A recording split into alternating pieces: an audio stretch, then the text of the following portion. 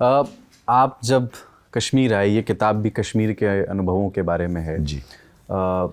80s का कश्मीर कैसा था, जो अभी आपके पहले की किताबों में जिक्र है कि चीनी लेन देन और सेवैयाँ, उस पर मैं आऊँगा और 90s के कश्मीर पे भी बात करेंगे, अभी के कश्मीर पे भी बात करेंगे, पर शुरुआत उड़ी से ही करते हैं। मुझे ये बताइए कि उस दिन जब आप सुबह चाय पी रहे थे और वो चाय जब कड़वी लगने लगी एक फ़ोन के बाद, वो उस मेमोरी में ले जाइए मुझे। मुझे बहुत खुशी है कुलदीप कि आपने शुरुआत इससे करी। नॉर्मली जहाँ भी मैं जाता हूँ, बातचीत करूँ या इंटरव्यू दूँ, लेक्चर दूँ, लोग हाउस द जोश और उड़ी की अच्छी बातें करते हैं। मेरे लिए उड़ी एक बहुत दुखद दिन है।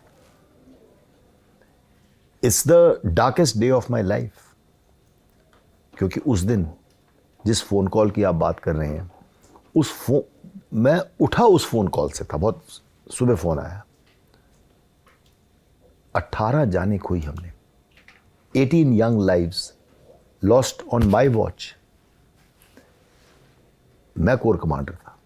तो जब आप ऐसे जब जवान खोते हैं अपने नेतृत्व में, आपके कमांड के अधीन थे वे सब, बिल्कुल, तो वो बहुत भारी पड़ते हैं। जब मैं कमांडिंग ऑफिसर था एज ए कर्नल अपनी बटालियन में, और मेरी पहली किताब जो इंडियाज़ ब्रेव हार्ट्स है वो ज़्यादातर उन कहानियों पर लिखी है।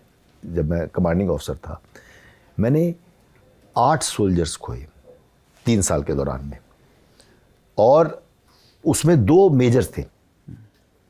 तो ये जो ऐसी बातें जो हैं वो आपके ऊपर बहुत भारी पड़ती हैं। उड़ी की जब हमें सुबह खबर मिली कि ये हो गया, तो आपने जैसे जिक्र किया, चाय क्या किसी भी चीज़ का टेस्ट नहीं रह जाता। और मैं उड़ी गया। आखिर एक सोल्जर को अपना कर्तव्य निभाना है, गम और दुख एक तरफ है, लेकिन आगे हमने अपने ऑपरेशंस चलाने, मैं उड़ी गया। आर्मी चीफ आ गए थे, हम इकट्ठे उड़ी गए, टुक स्टॉक ऑफ द सिचुएशन, वहाँ पे ऑपरेशंस कोऑर्डिनेट किए, जो गाइडेंस देनी थी दी, जो खामियां थी वो देखी। तो वो सब उसका जायज़ा लेते हुए जब हम वापस पहुँचते हैं, तब मुझे खबर आई। हम हेलीकॉप्टर से गए थे, हेलीकॉप्टर से वापस आए, और तब मुझे खबर आई कि डिफेंस मिनिस्टर, रक्षा मंत्री मनोहर पर्रिकर जी, स्वर्गीय श्री मनोहर पर्रिकर जी वहाँ पहुँच रहे थे।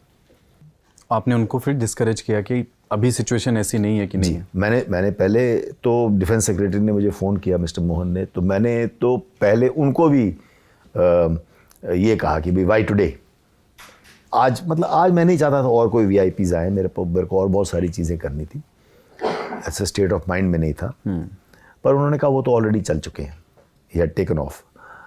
और फिर तो वो आ गए, और जब वो आए तो हमने उनको जब रिसीव किया तो वो कहते मैं उड़ी जाना चाहता हूँ। तो मैंने कहा ये तो हरगिज़ संभव नहीं है, आप उड़ी में तो अभी आग लगी हुई है, ऑपरेशंस चल रहे हैं, ये रिस्की है, तो मैं आपको अपने हेडक्वार्टर्स में ले जाऊंगा बदामी बाग कैंटोनमेंट में, और हम वहाँ पे आपकी ब्रीफिंग करेंगे। बेस कैंप के उस समय हालात कैसे थे, थोड़ा उसके बारे में बताइए कि वहाँ पर उस समय एक एक्स्ट्रा रेजिमेंट आई थी, क्योंकि वो एक बार ऐसा होता है कि जब वो रेजिमेंट रिप्लेस करती है, बट वो 2-3 दिन साथ में रहते हैं, क्योंकि एक किस्म का नॉलेज ट्रांसफ़र होता है।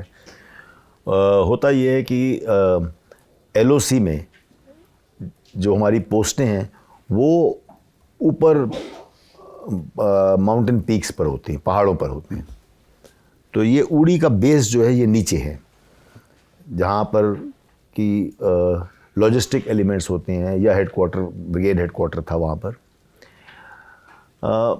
अब 2 साल के टेन्योर के बाद एक बटालियन हाई एल्टीट्यूड में 2 साल अगर कर लेती है, तो उसके बाद वो बटालियन, हमारा पीस फील्ड प्रोफाइल होता है, फिर वो किसी ऐसे स्टेशन जाते हैं जहाँ एक, जिसको हम फैमिली स्टेशन बोलते हैं। ये नॉन फैमिली स्टेशन है, जाहिर है, ये तो पोस्टों पे रहते हैं LOC में।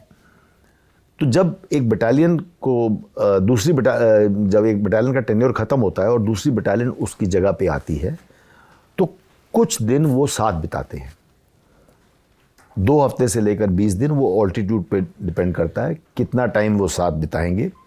तो वो जब साथ में होते हैं तो बेस में जाहिर है कि हमारी नफरी जो हमारे जवान हैं, क्योंकि 2 बटालियनों के जवान होंगे, तो कुछ दिन वो जवान वहाँ पर रहेंगे, कुछ टेंट लगेंगे, गर्मियों का टाइम होता है, कुछ एक्स्ट्रा बैरक्स होती हैं, और फिर वो कुछ दिन एक्लेमेटाइजेशन करने के बाद, वो 4 दिन के एक्लेमेटाइजेशन के बाद वो धीरे धीरे अपनी पोस्टों पे जाना शुरू कर देते हैं और रहना शुरू करते हैं उन जवानों के साथ, पेट्रोलिंग करना, एम्बुश करना उनके साथ, वहाँ का तौर तरीका, टेरेन, इंटेलिजेंस, सब कुछ उनसे सीखते हैं।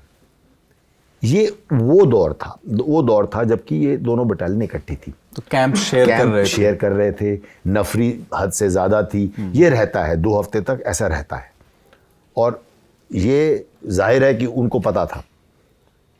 और जो सुसाइड टेररिस्ट आए हैं वो इसीलिए उस बेस पे उन्होंने अटैक किया है जहाँ पर कि हमारे नफरी बहुत ज़्यादा थी, अगर नुकसान भी होगा तो वो ज़्यादा होगा, भीड़ ज़्यादा थी। भीड़ ज़्यादा थी।